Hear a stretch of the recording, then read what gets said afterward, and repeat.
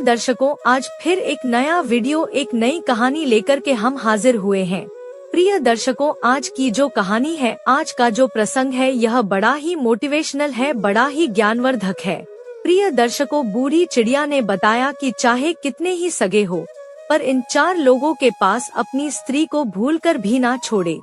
प्रिय दर्शकों, इससे पहले अगर आप हमारे चैनल पर पहली बार आए हैं तो चैनल को सब्सक्राइब करें, बेल आइकन ऑन करें, अच्छे कमेंट किया करें ताकि हर आने वाले वीडियो का नोटिफिकेशन सबसे पहले आपको मिले और प्रिय दर्शकों, आप उसका फायदा उठा सकें। तो शुरू करते हैं। प्रिय दर्शकों, आज की ये प्यारी सी कहानी, ये प्यारा सा वीडियो। प्रिय दर्शकों, प्राचीन समय की बात है। किसी नगर में एक बड़ा सेठ रहता था। पूरे नगर में उसका घर सबसे आलीशान था। सेठ की पत्नी बड़ी रूपवान थी। पूरे नगर में कोई भी स्त्री सेठ की पत्नी से सुंदर नहीं थी। प्रिय दर्शकों, उस सेठ के घर में एक वट वृक्ष था जिसमें एक बूढ़ी चिड़िया अपना घोंसला बनाकर रहती थी। सेठ और सेठ की पत्नी उस चिड़िया का खूब ध्यान रखते, चिड़िया को हर रोज दाना पानी देते और उसे खूब प्यार करते। प्रिय दर्शकों, सेठ के घर में कई पुरुष नौकर चाकर थे और सेठ व्यापार के काम से कई दिनों के लिए नगर से बाहर जाता रहता था। प्रिय दर्शकों, एक दिन चिड़िया सेठ से कहती है कि सेठ जी, आपको अपनी पत्नी को अकेला छोड़कर नहीं जाना चाहिए। तब सेठ कहता है कि चिड़िया, तुम ऐसा क्यों कह रही हो? प्रिय दर्शकों, तब चिड़िया कहती है कि सेठ जी, यह बात मैं आपको एक कहानी के माध्यम से बताती हूँ। आप ऐसे नहीं समझेंगे, मैं आपको एक कहानी सुनाती हूँ। प्रिय दर्शकों, तब सेठ कहता है कि ठीक है चिड़िया, तुम कहानी सुनाओ। तब चिड़िया अपनी कहानी प्रारंभ करती है और कहती है कि सेठ जी, आप इस कहानी को ध्यान से सुनिएगा और इन बातों को याद रखिएगा। प्रिय दर्शकों, चिड़िया कहानी शुरू करती है। चिड़िया कहती है, किसी राज्य में महाराज वीर प्रताप राज करते थे। राजा प्रताप कुछ सन की किस्म का राजा था। एक बार राजा भ्रमण करते करते जंगल में चले गए। जंगल में घूमते घूमते उनकी भेंट एक सन्यासी से होती है। वह सन्यासी एक पाखंडी था। राजा प्रताप साधु संतों पर बहुत भरोसा करता था। उस साधु को देखकर राजा के मन में कुछ जिज्ञासा उठी। राजा ने सन्यासी को अपना परिचय दिया और पूछने लगा, हे साधु महाराज, आप बहुत पहुँचे हुए मालूम पड़ते हैं। मेरी रानी इस समय गर्भवती है। मैं जानना चाहता हूँ कि उसकी कोख से पुत्र होगा या पुत्री। सन्यासी ने कहा, राजन, मैं यह तो नहीं जानता कि तुम्हारी रानी की कोख से पुत्र होगा या पुत्री, पर इतना जरूर कह सकता हूँ कि अगर तुम्हारी रानी ने किसी पुत्री को जन्म दिया तो तुम्हारा सर्वनाश हो जाएगा। प्रिय दर्शकों, सन्यासी की यह बात सुनकर राजा बड़ा भयभीत हो गया। सोचने लगा कि अगर मेरी रानी ने किसी पुत्री को जन्म दे दिया तो मैं कहीं का नहीं रहूंगा। यही बात सोचकर राजा को बेटी के नाम से नफरत होने लगी। उसने अपनी रानी से आकर के यह बात कही कि हे रानी, भूल से भी हमारे घर में पुत्री का जन्म नहीं होना चाहिए। अगर हमारे घर में पुत्री पैदा हुई तो मैं तुम्हें जान से मरवा दूंगा और उस पुत्री को भी मार डालूंगा। चिड़िया आगे कहती है कि सेठ जी, राजा की यह बात सुनकर रानी डर गई। वो जानती थी कि राजा बड़ा ही जिद्दी किस्म का है। अगर पुत्री का जन्म हो गया तो वो उसे मरवा सकता है। अब तो रानी रोज भगवान से प्रार्थना करती थी कि हे परमात्मा, मुझे पुत्री मत देना वरना राजा उसे जीवित नहीं छोड़ेंगे। प्रिय दर्शकों, भगवान की कृपा से महाराज प्रताप की रानी ने सर्वप्रथम एक पुत्र को जन्म दिया। यह देखकर रानी और राजा बहुत प्रसन्न हुए। राजा तो इसीलिए प्रसन्न हुआ कि पुत्री नहीं हुई, किंतु रानी इसलिए प्रसन्न हुई कि अगर पुत्री होती तो कन्या हत्या का दोष लगता। प्रिय दर्शकों, कुछ समय बाद रानी ने फिर से गर्भ धारण किया। बच्चे का जब जन्म होने का समय आया, उसी दौरान राजा को किसी जरूरी काम से दूसरे राज्य में जाना पड़ गया और उसे लौटने में कई दिन लगने वाले थे। जाते जाते राजा अपनी रानी से कह गया कि यदि तुम्हारे गर्भ से बेटी का जन्म हो तो उसे मरवा देना, मैं बेटी का चेहरा नहीं देखना चाहता। चिड़िया आगे कहती है कि इतना कहकर राजा तो चला गया और उसे अपने नगर लौटने में कई माह का समय लग गया। लेकिन इसी दौरान रानी ने एक पुत्री को जन्म दिया। जिस बात का डर था वही हो गया। बेटी को देखकर रानी घबरा गई। सोचने लगी कि राजा के आदेश के अनुसार बेटी की हत्या करनी पड़ेगी। यह निंदनीय काम मैं कैसे करूँगी? मैं एक माँ हूँ और मेरे लिए जितना मुझे बेटा प्यारा है उतनी ही बेटी प्यारी है। अब तो बेटी को देख करके रानी एकदम से रोने लगी और कहने लगी, हे भगवान, अब मैं क्या करूं? कन्या हत्या का पाप बहुत बड़ा होता है। पूत कपूत हो सकता है पर माता कुमाता नहीं हो सकती। रानी बहुत बड़े धर्म संकट में फंस चुकी थी। रानी को रोता हुआ देखकर रानी की दाई पूछने लगी, हे रानी, घर में पुत्री हुई है, यह तो बड़े ही सौभाग्य की बात है, पर आप तो बैठी रो रही हो, इसका क्या कारण है? प्रिय दर्शकों, रानी बोली, है दाई, वास्तव में जो नहीं होना चाहिए था वही तो हो गया। तब रानी ने दाई को पूरी बात बताई कि हमारे महाराज ने इस कन्या को मारने का आदेश दिया है। अब आप ही बताइए कि मैं अबोध बच्ची की जान कैसे ले लूं? तब दाई ने रानी से कहा, हे रानी, तुम चिंता मत करो, तुम राजा से कह देना कि मैंने बेटी को मरवा दिया है। मैं तुम्हारी बेटी को सबके सामने मारने के लिए ले जाती हूँ, लेकिन मैं इसे मारूंगी नहीं, बल्कि इसे पाल लूंगी। अगर कोई पूछेगा तो मैं कह दूंगी कि यह बच्ची मेरी भतीजी है, इससे इस बच्ची की जान भी बच जाएगी और राजा की नजरों से दूर भी हो जाएगी। इसके पालन पोषण को लेकर तुम निश्चिंत रहो, मैं इसे अपनी बेटी की तरह पालूंगी। अब तो ये सुनकर रानी को बड़ी खुशी हुई। सोचने लगी कि यह बेटी भले ही मुझे देखने को ना मिले, लेकिन कम से कम वह जीवित तो बनी रहेगी। तब रानी ने बड़े उदास मन से कुछ आभूषण अपनी पुत्री के पालन पोषण के लिए उस दाई को दे दिए और दाई से रानी ने कहा, है दाई माँ, मैं तुम्हारा यह एहसान जिंदगी भर कभी नहीं भूलूंगी। जब तुम्हारे लिए धन की जरूरत पड़ेगी तो मैं तुम्हें इससे भी अधिक धन दौलत दूंगी, लेकिन मेरी बेटी का यह सच कभी खुलने मत देना। प्रिय दर्शकों, चिड़िया आगे कहती है कि इतना समझाने के बाद में रानी ने अपनी उस बेटी को दाई के हवाले सौंप दिया और धीरे धीरे करके पूरे राज्य में और महल में यह खबर फैला दी कि दाई ने ले जाकर उस बच्चे को मार दिया और उसे जमीन में दफना दिया। प्रिय दर्शकों, इधर क्या हुआ? उस बेटी को ले जाने के बाद दाई ने उस बेटी का बहुत अच्छे ढंग से पालन पोषण करना शुरू कर दिया। जब कुछ दिनों के बाद राजा प्रताप अपने राजमहल में लौट कर आया तो राजा को भी यही बात बताई गई कि आपके जाने के बाद रानी ने एक बेटी को जन्म दिया था और उस बेटी को आपके आदेश के अनुसार मारने के बाद जमीन में दफन कर दिया। प्रिय दर्शकों, ये सुनकर राजा को बड़ी खुशी हुई। इधर दाई उस बच्ची को अपनी भतीजी बताकर पालने लगी और उस बच्ची को जब भी रानी को देखने की इच्छा होती थी तो दाई उसे लेकर राजमहल में चली आती थी। उस बच्ची को देख करके रानी की ममता उमड़ने लगती। रानी चोरी चुपके उस बच्ची से प्यार कर लिया करती थी। किसी के पूछने पर दाई उसे अपने भाई की लड़की बताती थी। कन्या को देखकर रानी को बड़ा सुकून मिलता था। वो उस दाई को धन, वस्त्र, आभूषण दे दिया करती थी। इधर रानी के आदेश के अनुसार उस दाई ने बेटी की परवरिश में किसी प्रकार की कोई कमी नहीं छोड़ी। अब तो धीरे धीरे करके वो बेटी बड़ी होने लगी। धीरे धीरे वो जवान होती चली गई। राजमहल में उसका पालन पोषण नहीं हुआ था, एक गरीब दाई के घर में हुआ था, पर फिर भी वो एक सुंदर राजकुमारी की तरह दिखती थी। धीरे धीरे वह सुंदर यौवन से संपन्न हो गई। जब वह जवान हो गई तो दाई ने उसे राजमहल ले जाना बंद कर दिया। वह पूरे दिन दाई के घर में ही रहती थी। प्रिय दर्शकों, आगे चिड़िया कहती है कि एक दिन राजा प्रताप अपने नगर का भ्रमण कर रहा था। जब उसकी सवारी उस दाई के घर के सामने से होकर निकली तो वह कन्या अपने घर की छत पर खड़ी होकर स्नान करने के बाद अपने केशों को सुखा रही थी। रूपवती तो वो थी ही, उस समय तो और भी ज्यादा सुंदर प्रतीत हो रही थी। हाथी पर बैठे राजा प्रताप की अचानक उस कन्या पर नजर चली गई।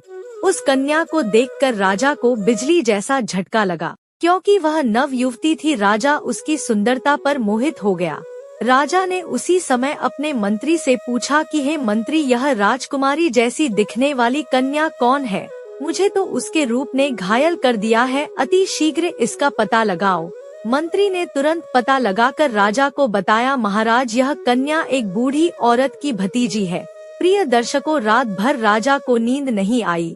बार बार उसी लड़की का चेहरा राजा की आंखों के सामने आ जाता था। सवेरा होते ही राजा ने मंत्री से कहा, मंत्री वह लड़की बहुत सुंदर है, उसने मेरी रातों की नींद उड़ा दी, उसकी मूरत मुझे बार बार परेशान करती है, उसके बिना तो अब मैं रह नहीं पाऊंगा। एक काम करो, कुछ लोगों को साथ ले जाकर आप उस बूढ़ी औरत के घर जाइए और उस लड़की के साथ मेरे विवाह की बात कीजिए। प्रिय दर्शकों, उसी दिन राजा के कहने पर राजा का मंत्री अपने कुछ सैनिकों को साथ लेकर उस लड़की का हाथ मांगने उस बूढ़ी औरत के घर जाता है और सारी बात उस दाई को बताता है कि हमारे राजा साहब आपकी बेटी से विवाह करना चाहते हैं, आपकी पुत्री को राजा साहब अपनी रानी बनाना चाहते हैं। मंत्री के मुख से ऐसे शब्दों को सुनने के बाद में दाई के एकदम से होश उड़ गए। दाई मन में सोचने लगी, है भगवान, यह कैसा अनर्थ होने जा रहा है, आखिर अब मैं क्या करूं? यह कन्या तो उसी राजा की बेटी है और राजा इस बात को नहीं जानता है।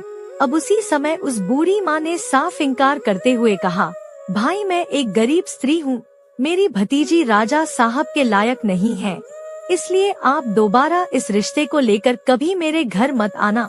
मंत्री ने कहा, है माँ, तुम कैसी मूर्ख स्त्री हो, राजा के साथ अपनी बेटी का विवाह करने से इनकार कर रही हो। तुझे तो अपना भाग्य समझना चाहिए कि राजा स्वयं तेरी बेटी से विवाह करने का इच्छुक है।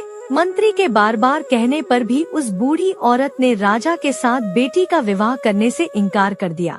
हारकर मंत्री वापस चला गया और राजा को सारी बात बताई कि वो बुढ़िया आपके साथ अपनी बेटी का विवाह करने से इनकार कर रही है। प्रिय दर्शकों, चिड़िया आगे कहती है कि सेठ जी, इस बार राजा ने और कुछ लोगों को बुढ़िया के घर पर भेजा और उनके द्वारा हजारों तरह के लालच दिए, उसे डराया धमकाया भी, परंतु वो बूढ़ी औरत इस प्रस्ताव के लिए राजी नहीं हुई। बुढ़िया का हठ देखकर राजा एकदम गुस्से से भर गया।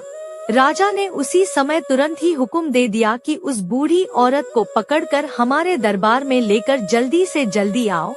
तब राजा का आदेश पाने के बाद में राजा के सिपाही तुरंत ही दौड़े दौड़े गए और उस बूढ़ी औरत को बंदी बनाकर ले आए।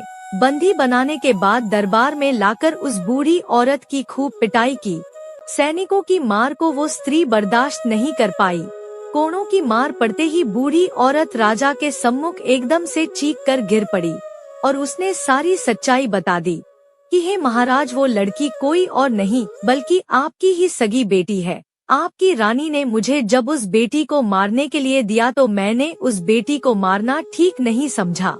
मारने की बजाय मैंने उसे अपने घर में रखकर अपने भाई की बेटी बताकर उसे पालना उचित समझा।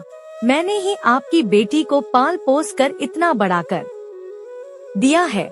यदि आप अपनी ही बेटी से विवाह करेंगे तो यह बहुत बड़े पाप की बात हो जाएगी। प्रिय दर्शकों, दाई की बात सुनकर राजा चकित रह गया। उसने अपना माथा पीटा और सोचने लगा, है भगवान, मैं यह कितना बड़ा पाप करने जा रहा था, तूने मुझे इतने बड़े पाप में पड़ने से बचा लिया। अब तो राजा प्रताप को और ज्यादा गुस्सा आने लगा। उसने तुरंत ही अपने बेटे को हुक्म दिया कि बेटा, अपनी बहन को जंगल में ले जाकर इसका सर काट देना और इसे वही दफना देना। प्रमाण के लिए तुम इसकी दोनों आंखें निकाल कर मुझे लाकर दिखाना। प्रिय दर्शकों, उस राजा का एक बेटा था जो उस लड़की से बड़ा था। अब वह भी जवान हो चुका था अपने पिता की ऐसी बातों को सुनने के बाद में राजकुमार जो था वह एकदम से परेशान हो गया। सोचने लगा, पिताजी ने मुझे बहुत ही पाप का कार्य सौंपा है। इतने वर्षों के बाद तो मुझे मेरी बहन मिली है और उसे मैं अपने ही हाथों मार डालूं? भगवान कभी मुझे क्षमा नहीं करेंगे। हे भगवान, यह पाप मुझसे ना कराओ। अब तो राजकुमार सोच सोच कर बड़ा दुखी होने लगा। मन में सोचने लगा कि किस प्रकार अपने हाथों से अपनी बहन का कत्ल करूंगा, किस तरह मैं अपनी बहन की आंखें निकलूंगा। यदि मैं बहन का कत्ल करने से मना करता हूँ तो राजा बहुत बड़ा जिद्दी है, वह मुझसे नहीं तो किसी और से मेरी बहन को मरवा ही देगा। प्रिय दर्शकों, अब तो मजबूर होकर के राजकुमार अपनी बहन को लेकर जंगल की ओर चलने लगा, क्योंकि उसे जाना ही था। उसके पिता का जो आदेश था बहन को जंगल में ले जाते समय अब तो भाई का प्यार बहन के लिए उमड़ पड़ा और कहने लगा, है बहन, किसी भी सूरत में मैं तुम्हारा कत्ल नहीं करूँगा, मैं तुम्हें यही जंगल में छोड़ देता हूँ। अब आगे तुम्हारी किस्मत रही कि वो तुम्हारे साथ क्या करती है। तब बहन ने जवाब दिया, भैया तुम मुझे मार दो और मारकर मेरी आंखें निकालकर पिताश्री को ले जाकर दिखा दो, और यदि तू मेरी आंखें निकाल करके नहीं ले जाएगा तो हमारा पिता तुझे भी मार देगा। प्रिय दर्शकों, उस समय वे दोनों भाई बहन एक दूसरे से लिपटकर बहुत रो रहे थे। उनके ऊपर दुखों का पाह टूट पड़ा था। उन्हें कुछ समझ में नहीं आ रहा था कि वे क्या करें। अंत में राजकुमार इस नतीजे पर पहुंचा। उसने निश्चय कर लिया कि वह अपनी बहन को नहीं मारेगा। उसने अपनी बहन को समझाया कि बहन, मैं तुम्हें इस जंगल में छोड़े जा रहा हूँ। आगे भगवान मालिक है कि वो तुम्हारे साथ क्या करेगा। मैं कोई ना कोई बहाना पिताजी के सामने बना दूंगा। इतना कह करके उसने अपनी बहन को वही जंगल में छोड़ दिया और आगे के लिए चल पड़ा। आगे जाकर उसे जंगल में एक हिरण दिखाई दिया। उसने तुरंत उस हिरण का वध किया और उसकी दोनों आंखें निकाल ली। उसके बाद वह अपने पिता के समक्ष पहुंचा और वही हिरण की दोनों आंखें दिखाते हुए कहा, पिताजी, मैंने बहन को मारकर एक नदी में फेंक दिया है। वे आंखें देख करके राजा को भी भरोसा हो गया कि वास्तव में मेरे पुत्र ने उस लड़की को मार दिया है। सुनकर राजा बड़ा प्रसन्न हुआ। इधर रानी ने अपने बेटे को अपने पास बुलाया और पूछा, बेटा, क्या तू सच में अपनी बहन को मार कर आया है? तब राजकुमार कहता है, हे माँ, मैं तुमसे झूठ नहीं बोलूँगा। मैंने अपनी बहन को नहीं मारा, बल्कि मैं उसे जंगल में छोड़कर चला आया हूँ। यह सुनकर रानी को बड़ा सुकून मिला। वह भगवान से प्रार्थना करने लगी, हे भगवान, तुम्हारा बहुत बहुत धन्यवाद जो तुमने मेरे बेटे को सद्बुद्धि दी। मेरी बेटी जंगल में अकेली भटक रही होगी, तुम उसकी रक्षा करना और उसे ऐसी जगह पर लगा देना कि उसके जीवन की नैया पार हो जाए। जब उसे जन्म दिया है तो वो अपना पूरा जीवन जीकर ही मृत्यु को प्राप्त हो। प्रिय दर्शकों, इधर राजकुमारी जंगल में पत्ते फूल खाकर धीरे धीरे करके अपना गुजारा करने लगी। पेड़, पत्थर और कटीली झाड़ियों के बीच घूमते घूमते उसके वस्त्र बिल्कुल फट चुके थे। वह अर्ध नग्न अवस्था में उसी जंगल में भटक रही थी। कई दिन उसे जंगल में बीत चुके थे। एक दिन ऐसा भी आ गया कि उसके शरीर पर कोई भी वस्त्र नहीं बचा। वह वृक्षों से फल फूल खाकर अपना दिन गुजारती थी और घनी झाड़ियों के बीच छिपकर सो जाती थी। एक दिन उसी जंगल में एक दूसरे राज्य का राजा चंद्रभान शिकार खेलने के लिए आया। इधर राजकुमारी वृक्षों से फल तोड़कर खा रही थी। जैसे ही उसके कानों में घोड़े की आवाज पहुंची तो राजकुमारी घनी झाड़ियों के बीच छिपकर बैठ गई। सहयोग से राजा उसी वृक्ष के नीचे आकर विश्राम करने के लिए बैठ गया। अचानक राजा की नजर उन झाड़ियों के बीच गई। उसने देखा कि झाड़ियों के बीच कोई बैठा है। किसी मनुष्य की आकृति नजर आ रही थी। राजा ने फौरन आवाज लगाई, तुम कौन हो और इन झाड़ियों के बीच में क्या कर रहे हो? तुम जो भी हो फौरन बाहर निकल कर आओ, मैं तुम्हें विश्वास दिलाता हूँ, मैं तुम्हें कोई हानि नहीं पहुँचाऊंगा। राजा की बात सुनकर झाड़ियों के बीच से राजकुमारी ने आवाज दी, हे रागीर, मैं एक दुखी लाचार स्त्री हूँ, मेरे बदन पर वस्त्र नहीं है, मैं निर्वस्त्र हूँ। यदि तुम कोई वस्त्र मुझे दे दो तो मैं उसे पहनकर बाहर आ जाऊंगी।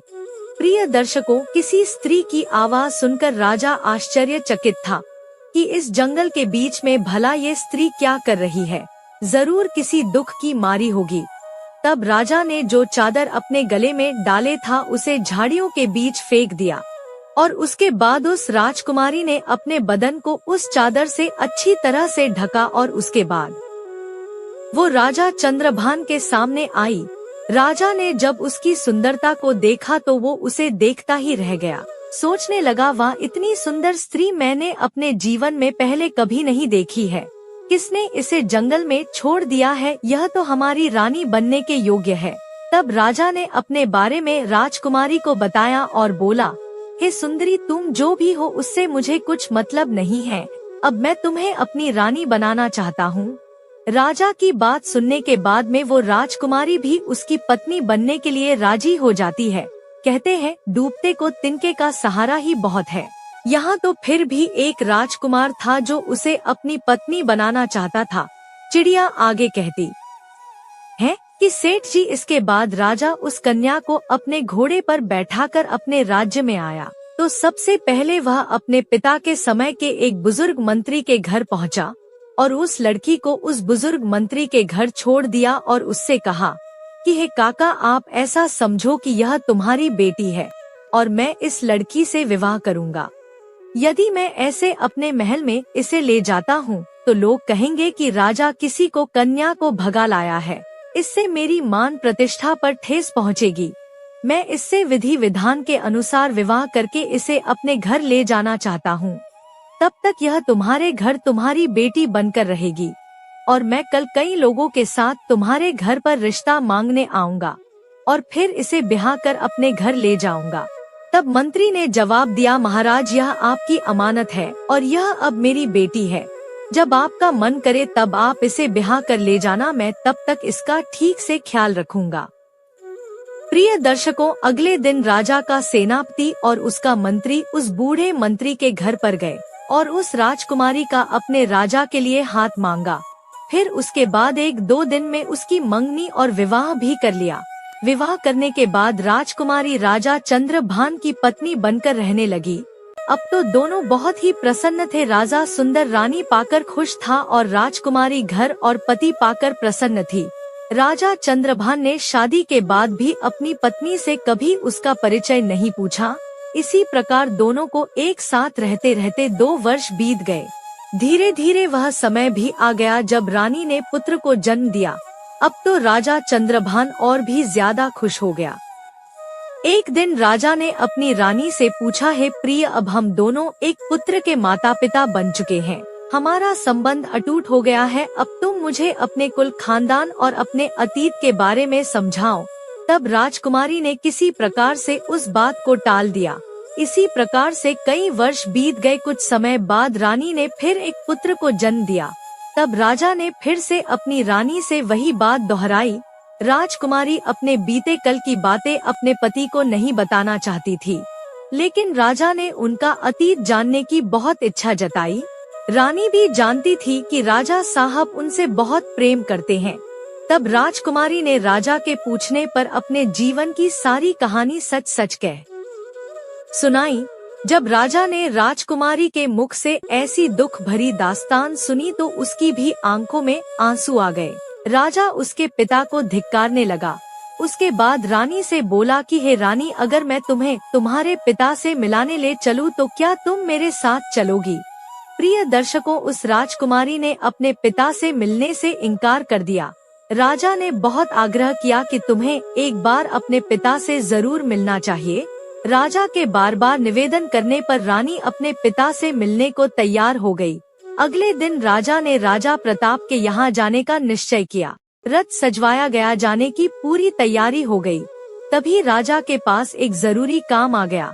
राजा को बहुत जरूरी अपने दूसरे शहर में जाना था, तो राजा ने अपने मंत्री और सेनापति से कह दिया कि तुम सेना की एक टुकड़ी लेकर रानी के साथ चले जाओ। मैं अपना काम निपटा कर वहीं पहुंच जाऊंगा। प्रिय दर्शकों, इस प्रकार राजा चंद्रभान ने अपने मंत्री और सैनिकों के साथ में अपनी रानी और बच्चों को राजा प्रताप के राज्य को रवाना कर दिया। रानी को भली भांति समझा दिया कि अपने पिता के यहाँ जाकर तुम घबराना मत, मैं तुम्हारे पहुँचने से पहले तुम्हारे माता पिता के यहाँ पहुँच जाऊंगा। प्रिय दर्शकों, इधर राजा चंद्रभान का मंत्री और सेनापति कुछ सेना को साथ लेकर राजकुमारी के साथ राजा प्रताप के राज्य की तरफ चल पड़े। राजा चंद्रभान के राज्य से राजा प्रताप का राज्य काफी दूर था, इसलिए चलते चलते रास्ते में ही उन्हें शाम हो गई। एक जगह पर उन्होंने अपने डेरा तंबू जमा दिए। रात भर वहीं रुकने का निश्चय किया। प्रिय दर्शकों, जहां पर राजकुमारी का डेरा लगाया गया था उसी जगह पर मंत्री ने भी अपना डेरा लगा दिया। ठीक उसके बराबर में मंत्री का डेरा देख करके राजकुमारी ने जवाब दिया, हे मंत्री, क्या तुम जानते हो कि मैं एक राजा की बेटी हूँ और एक राजा की पत्नी भी। तुम मेरे बराबर में यह डेरा क्यों लगवा रहे हो? तुम अपना डेरा ले जाकर कहीं दूसरी जगह लगाओ। तब मंत्री ने जवाब दिया है, रानी साहिबा, महाराज ने हमें आपकी देख के लिए भेजा है। यदि आपको और आपके बच्चों को कुछ हुआ तो हम राजा को क्या जवाब देंगे। प्रिय दर्शकों, इधर राजकुमारी के बार बार मना करने पर मंत्री बिल्कुल नहीं माना। फिर क्या हुआ, इधर शाम को सबने खाना खाया, रात्रि का समय हो गया। सभी लोग पैदल यात्रा चलकर आए थे, हारे थके होने के कारण वे सब जल्दी ही सो गए। रात्रि के दूसरे पहर में मंत्री जो था राजकुमारी के डेरे में घुस आया। जैसे ही मंत्री राजकुमारी के डेरे में घुसा तो तुरंत ही एकदम से राजकुमारी उठकर बैठ गई। वो मंत्री की बुरी मनसा को भाप गई थी। अब तो राजकुमारी को अंदाजा हो गया था कि मंत्री के मन में किसी न किसी प्रकार का जरूर खोट है। जैसे ही मंत्री को राजकुमारी ने अपने डेरे में देखा तो एकदम से ललकार कर बोली, खबरदार, जो मुझे छुआ तो डेरे से तुरंत बाहर निकल जाओ। रानी ने मंत्री को बार बार डेरे से बाहर जाने के लिए कहा, लेकिन मंत्री ने कोई बात नहीं मानी। मंत्री धीरे धीरे करके आगे बढ़ता ही चला गया। तब राजकुमारी ने जवाब दिया है, दुष्ट मंत्री, क्या तुम्हें अंदाजा है कि तुम यह क्या करने जा रहे हो? भलाई चाहते हो तो अभी डेरे से बाहर निकल जाओ। प्रिय दर्शकों, उस राजकुमारी की बात मंत्री ने अनसुनी कर दी। तब उसी समय पर राजकुमारी ने अपने बड़े बेटे को मंत्री के सामने कर दिया और बेटे को सामने खड़ा करने के बाद में राजकुमारी ने मंत्री को भगवान और बेटे की दोहाई दी, कसम दी, लेकिन वो पीछे लौटने के लिए मंजूर नहीं हुआ। उस मंत्री के दिमाग में शैतान घुस चुका था, वह वासना में अंधा हो चुका था। उस समय उसे कुछ दिखाई नहीं दे रहा था। उसके दिल और दिमाग में रानी का सुंदर चेहरा बसा हुआ था। मंत्री एकदम आगे बढ़ा और तलवार निकालने के बाद राजकुमारी के बड़े बेटे का सिर धड़ से अलग कर दिया। बेटे का सिर कटने के बाद में राजकुमारी तुरंत ही समझ गई कि यह दुष्ट मंत्री अब नहीं मानेगा। तो अपनी लाज बचाने के लिए रानी ने कुछ नरम रुख अपनाते हुए कहा, तुम थोड़ी देर ठहरो, मैं अभी आती हूँ। उसके बाद में जो तुम्हारे मन में हो वह तुम कर लेना। इतना कहने के बाद में रानी उस डेरे से बाहर निकल गई और वहाँ से भागकर जंगल में चली गई। सुबह होने तक रानी झाड़ियों में छुपी रही और जब वह सुबह होने पर लौटकर अपने डेरे में आई तो उसने क्या देखा कि उसके बेटे का सिर कटा हुआ पड़ा है। अपने बेटे की लाश देखने के बाद में अब तो रानी की हालत और भी ज्यादा खराब हो गई, लेकिन वो कर भी क्या सकती थी। उस शैतान के सामने वो बेबस थी। बेटे की मृत्यु का गम अपने मन में छुपाए वह उनके साथ आगे को चल पड़ी। चलते चलते जब वह शाम के होने पर एक जगह पर और रुके, अब तो दूसरी रात के लिए अगला डेरा डाला गया। तो राजकुमारी के डेरे के पास में सेनापति ने अपना डेरा लगाया। तब राजकुमारी ने उस सेनापति को बुलाकर कहा कि तुम अपने डेरे को यहाँ से दूर हटा करके लगवाओ। तब सेनापति ने जवाब दिया है, राजकुमारी, मेरी जिम्मेदारी है कि मैं आपकी सुरक्षा करूं। राजकुमारी के बार बार मना करने पर भी उस सेनापति ने अपने डेरे को वहाँ से दूर नहीं लगाया। प्रिय दर्शकों, अब तो राजकुमारी को सब समझ में आ चुका था। इस चिंता को लेकर राजकुमारी पूरी रात सोई नहीं। जैसे ही आधी रात होती है तब उसी समय पर सेनापति के दिमाग में वासना का शैतान घुस जाता है। वह राजकुमारी के डेरे में रात्रि के समय में प्रवेश कर गया। तो राजकुमारी ने उस सेनापति को भी ललकार कर कहा कि हे सेनापति, क्या तुम जानते नहीं कि मैं कौन हूँ? तुम्हें पता होना चाहिए, मैं एक राजा की पत्नी हूँ, राजा की बेटी भी हूँ। यह सब जानते हुए भी तुम मेरे डेरे में घुसे चले आ रहे हो। तुम तुरंत ही मेरे डेरे से बाहर निकल जाओ। प्रिय दर्शकों, वो दुष्ट सेनापति कहाँ मानने वाला था। उसके हृदय में तो काम वासना उत्पन्न हो गई थी। वह तो काम वासना के चक्कर में अंधा हो चुका था। इसीलिए राजकुमारी के बार बार निवेदन करने पर भी उस सेनापति ने राजकुमारी की एक नहीं मानी। जब वह रानी की ओर बढ़ने लगा तो राजकुमारी ने अपने छोटे बेटे को उस सेनापति के सामने खड़ा कर दिया और उसकी कसम दी कि तुझे मेरे बेटे की कसम है, यदि तुमने मेरे ऊपर बुरी नजर डाली भी तो। राजकुमारी के इन शब्दों को सुनने के बाद में उस सेनापति ने अपने म्यान से तलवार निकाली और उस छोटे से बेटे का सर काट करके अलग कर दिया। इस प्रकार से राजकुमारी के दूसरे बेटे का भी सिर कट गया। तब उसी समय पर राजकुमारी ने कहा, है सेनापति तुम थोड़ा सा रुको, मैं अभी आती हूँ। उसके बाद में जो तुम्हारी इच्छा हो वो तुम मेरे साथ कर लेना। प्रिय दर्शकों, चिड़िया आगे कहती है कि सेठ जी, अब तो राजकुमारी वहाँ से भाग निकली और भागते भागते वह जंगल में चली गई। आगे जाकर उसे एक गहरी नदी दिखाई दी। अब तो राजकुमारी ने मन में यह दृढ़ निश्चय कर लिया कि जब मेरी संतान ही नहीं रही, मेरे बच्चे ही नहीं रहे, तो फिर ऐसे में मैं जीकर क्या करूँगी। ऐसा निश्चय करके वो मरने के उद्देश्य से नदी में कूद गई, परंतु पानी का बहाव इतना तेज था, जैसे ही रानी उस नदी में कूदी तो पानी का बहाव उसे एकदम खींच ले गया। जंगल के एक छोर पर नदी बहती हुई जा रही थी। नदी में बहते बहते वह जंगल के उसी किनारे पर जाकर लगी। सुबह हो चुकी थी। वहाँ पर 2 सन्यासी महात्मा उसी नदी में अपने गुरु के वस्त्र धोने के लिए आए थे। उसी समय उन सन्यासी महात्माओं ने देखा कि कोई औरत इस नदी में बहते हुए हमारी तरफ आ रही है, तो उन दोनों योगियों ने रानी को पकड़कर बाहर निकाल लिया। प्रिय दर्शकों, अब तो राजकुमारी के पैरों तले जमीन खिसक गई।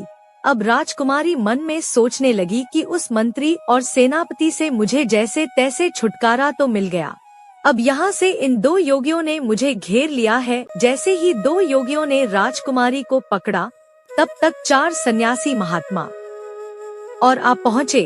अब तो राजकुमारी और भी ज्यादा डर गई। सोचने लगी, अब तो मैं यहाँ पर और भी बड़ी मुसीबत में फंस गई हूँ, अब क्या होगा।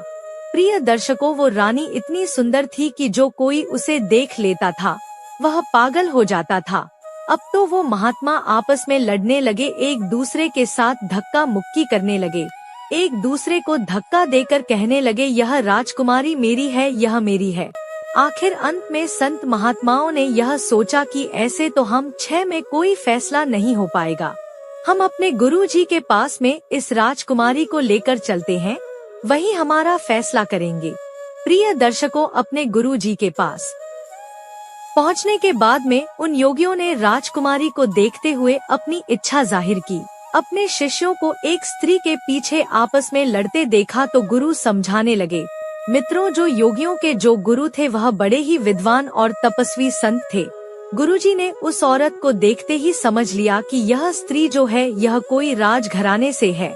फिर उन्होंने अपने शिष्यों को समझाया कि हे शिष्य, तुम 6 भाई हो और तुम्हारी कोई बहन नहीं है, तुम एक काम करो, इसे अपनी बहन के रूप में स्वीकार कर लो। यदि यह तुम्हारी बहन बनकर तुम्हारे आश्रम पर रहेगी तो एक ना एक दिन तुम्हारी जिंदगी बदल जाएगी। इस प्रकार गुरु के समझाने पर उनके समझ में आ गया और उन्होंने रानी को अपनी बहन बना लिया। प्रिय दर्शकों, वह साधु उसके ही पिता राजा प्रताप के राज्य में रहते थे। अब तो उस राजकुमारी को पता चल चुका था कि वह अपने बाप के राज्य में प्रवेश कर चुकी है, जहाँ के राजा उसके पिता प्रताप है। रानी उन्हीं महात्माओं के आश्रम पर रहने लगी। वे 6 महात्मा उसे अपनी बहन की तरह रखते थे। प्रिय दर्शकों, चिड़िया आगे कहती है कि हे सेठ जी, उधर राजा चंद्रभान अपने मंत्री और सेनापति और सेना से आकर मिला तो उसने अपनी पत्नी और बच्चों को वहाँ पर नहीं देखा।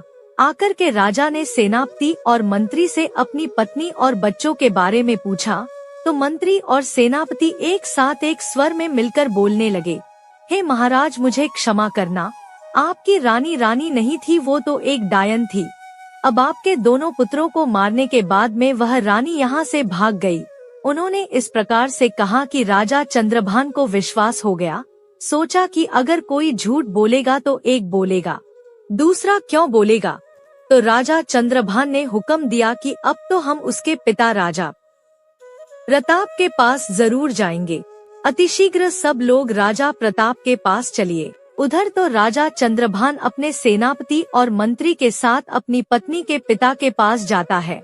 इधर राजकुमारी ने अपने 6 भाइयों से कहा जो उस समय योगी के रूप में थे कि हे भाइयों, तुम सभी राजा के पास में जाओ और राजा से कहना कि हमारी बहन आपके दरबार में किस्सा सुनाना चाहती है। यदि राजा साहब किस्सा सुनना चाहो तो हम उन्हें दरबार में बुलाकर लाए, क्योंकि इधर राजकुमारी को पता था कि हमारे पिता को किस्सा सुनना बहुत अच्छा लगता है। अब तो 6 योगी भिक्षा के बहाने राजा वीर भोज के दरबार में पहुंच गए। उन्होंने राजकुमारी के द्वारा ही बात राजा के सम्मुख जाकर के रखी। योगियों की बात सुनने के बाद राजा ने तुरंत ही उन्हें इजाजत दे दी। प्रिय दर्शकों, अब तो किस्सा सुनाने के लिए अगले दिन योगी अपनी बहन को लेकर राज दरबार में पधारे। उस समय राजकुमारी जोगियों के भेष में थी, इसलिए कोई पहचान नहीं पाया। जब उसने राज दरबार में किस्सा सुनाया तो सब लोग बड़े ध्यान से सुनने लगे। राजा को उस लड़की का किस्सा बहुत पसंद आया। अब तो राजा ने बहुत सारा इनाम दिया।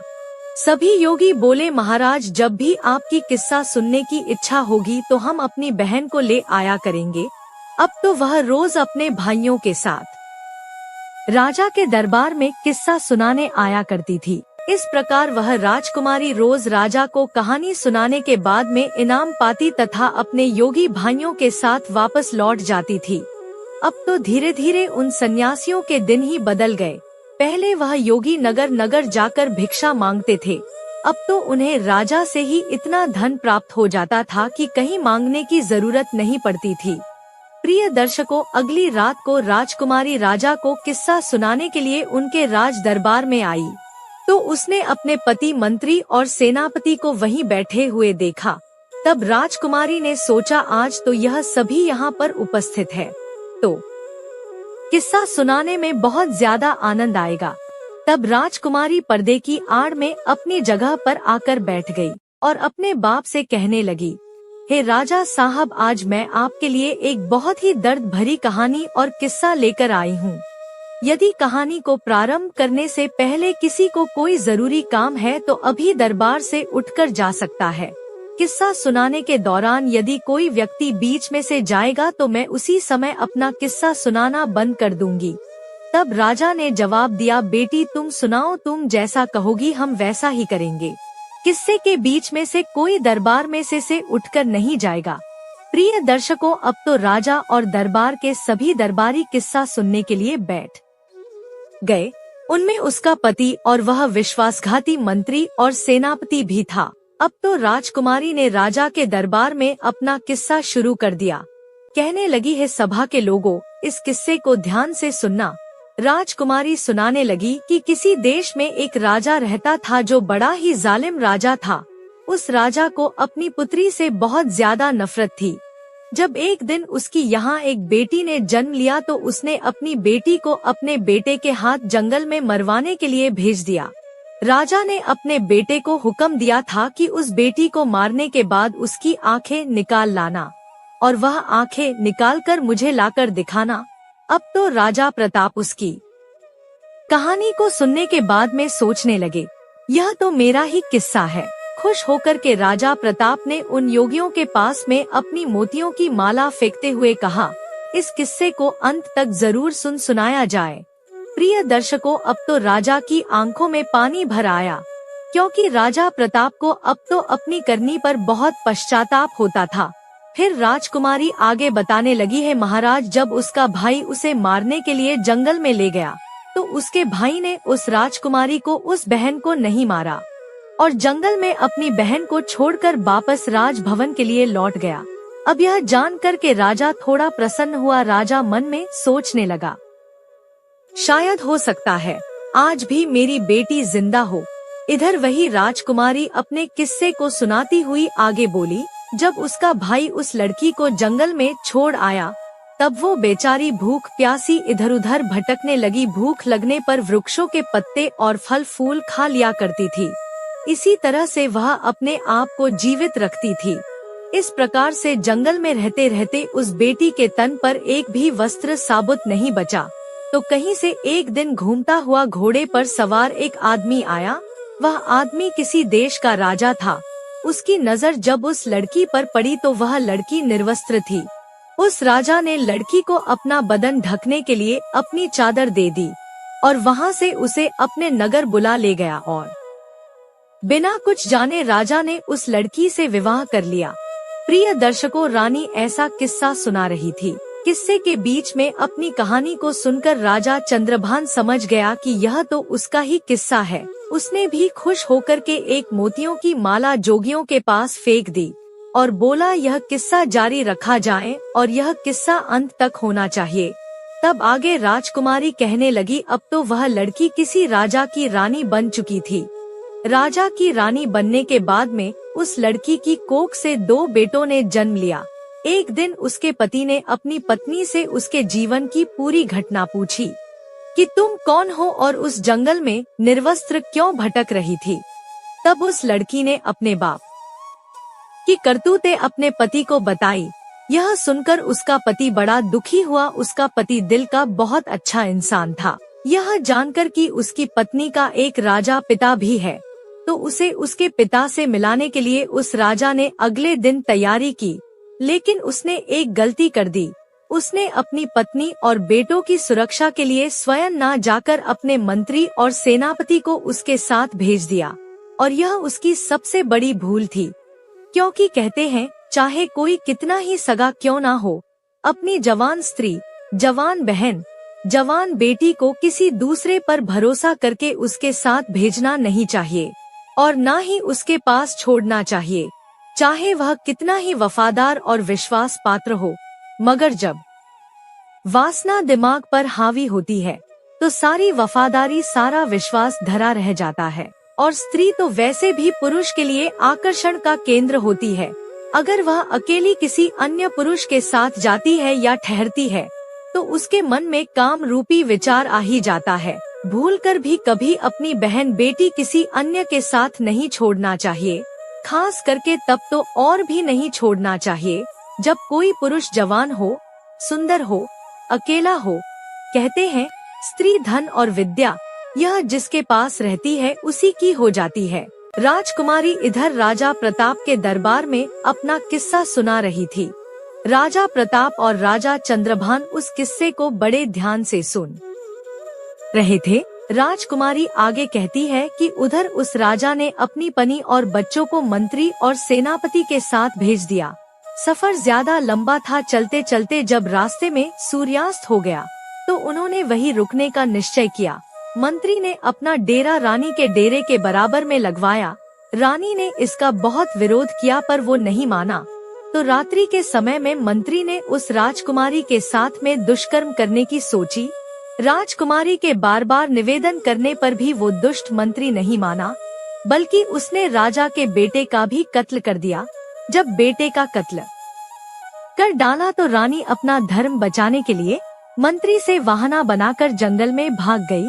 रात उसने जंगल में गुजार कर जैसे तैसे उस बेचारी ने अपने पतिव्रत धर्म को बचाया। जब दूसरे दिन को रानी अपने डेरे में वापस आई तो उसे अपने बेटे की लाश भी नहीं मिली। जैसे जैसे कहानी आगे बढ़ती जा रही थी तो उधर मंत्री के होश खराब होते जा रहे थे। अब तो धीरे धीरे करके वो मंत्री भी बहाना बनाते हुए राजा के दरबार से उठकर जाना चाहता था, तो राजा ने तुरंत ही उसे डांट कर बैठा दिया। तब रानी आगे सुनाने लगी। अब दूसरे दिन को जब वह वहाँ से आगे को चले और एक जगह रास्ते में फिर डेरा तंबू लगाए, तो उस रात सेनापति डेरे में घुसकर दुष्कर्म की लालसा से रानी के पास जा पहुँचा। रानी ने पहले तो उसे खूब ललकार कर समझाया कि वह यहाँ से चला जाए, लेकिन वो दुष्ट लौटने को तैयार नहीं हुआ। रानी ने उसे अपने छोटे बेटे की कसम दी। यह कहानी सुनकर सेनापति भी घबराने लगा। सोचने लगा, यह तो मेरा भेद खुल रहा है। वो भी उठकर भागने को हुआ तो राजा ने डांट कर उसे भी बैठा दिया। राजा चंद्रभान ने कहा, क्यों भाई, सच्चाई तुमसे सुनी नहीं जा रही क्या? सेनापति भी अपना मुंह लटकाकर चुपचाप बैठ गया। इधर किस्सा जारी था। राजकुमारी कहने लगी, फिर उसके बाद सेनापति ने भी रानी के छोटे बेटे का कत्ल कर दिया। वो गलत भाव लेकर रानी के पास बढ़ता गया, तो उसी समय पर किसी न किसी प्रकार से वह राजकुमारी अपनी जान बचा करके वहाँ से भाग निकली और वहाँ से एक नदी में कूद गई। लेकिन उसकी किस्मत ने वहाँ पर उसका साथ नहीं दिया। वह बेचारी जिंदा बच गई। उस नदी में बहते बहते वह चली गई और जंगल के दूसरे छोर पर 6 योगियों के हत्थे चढ़ गई और सन्यासियों ने भी उस राजकुमारी को अपनी पत्नी बनाना चाहा, परंतु उनके महान बुद्धिमान गुरुजी ने उन सन्यासियों से यह पाप होने से बचा लिया और गुरुजी के बार बार समझाने पर सन्यासियों ने उस राजकुमारी को अपनी बहन के रूप में स्वीकार कर लिया। फिर वह भाई बहन अपने यहाँ जो राजा था उस राजा के यहाँ पर किस्सा सुनाने के लिए रोज अपनी बहन को ले जाने लगे। प्रिय दर्शकों, इतनी कहानी सुनाने के बाद में वो राजकुमारी अपना पर्दा हटाकर राजा के सामने आकर खड़ी हो गई। अपनी कन्या को देखकर राजा प्रताप भी पहचान गए और उधर अपनी पत्नी को देखकर राजा चंद्रभान की आंखें भर आई। पत्नी को सामने देखकर राजा चंद्रभान बहुत प्रसन्न हुआ, लेकिन अपने पुत्रों की मृत्यु का दुख से खाए जा रहा था। राजा चंद्रभान राजा प्रताप से आज्ञा मांगने लगा कि महाराज, मेरा मंत्री और मेरा सेनापति मेरा ही शत्रु है, इसे मैं स्वयं दंड देना चाहता हूँ। तब उसी तरह से राजा चंद्रभान ने उन दोनों के सर कलम कर दिए। पापियों को उनके करनी का दंड मिल चुका था। इधर राजा प्रताप ने अपनी बेटी को सीने से लगा लिया और बार बार उससे अपने किए की क्षमा मांगने लगा। बेटी ने अपने पिता को क्षमा कर दिया। इस प्रकार से राजकुमारी अपने पति के साथ कुछ दिन तक अपने पिता के घर पर रही। फिर उसके बाद बड़ी हंसी खुशी के साथ उसके पिता ने अपनी बेटी की बड़ी धूमधाम से विदाई की। राजा चंद्रभान अपनी पत्नी को लेकर अपने नगर लौट आया और हंसी खुशी के साथ समय व्यतीत करने लगे। कुछ ही समय में रानी ने 2 बेटों को और जन्म दिया। अब तो उनकी खोई हुई खुशी सारी वापस आ चुकी थी। प्रिय दर्शकों, भगवान अगर किसी के पक्ष में होता है तो कोई भी उसका बाल बाका नहीं कर सकता। चाहे कोई कितना ही प्रयास कर ले, कोई उसे मार नहीं सकता। मृत्यु, जीवन, मरण यह विधाता के हाथ में होता है, इंसान के हाथ में कुछ नहीं। प्रिय दर्शकों, हमारी आज की कहानी यहाँ समाप्त होती है। हम उम्मीद करते हैं कि आपको हमारी आज की यह कहानी, आज का यह वीडियो पसंद आया होगा और आप इससे ढेर सारी प्रेरणाएं लेंगे। मिलते हैं अगली ज्ञान चर्चा के साथ अगले वीडियो में। तब तक के लिए नमस्कार, धन्यवाद।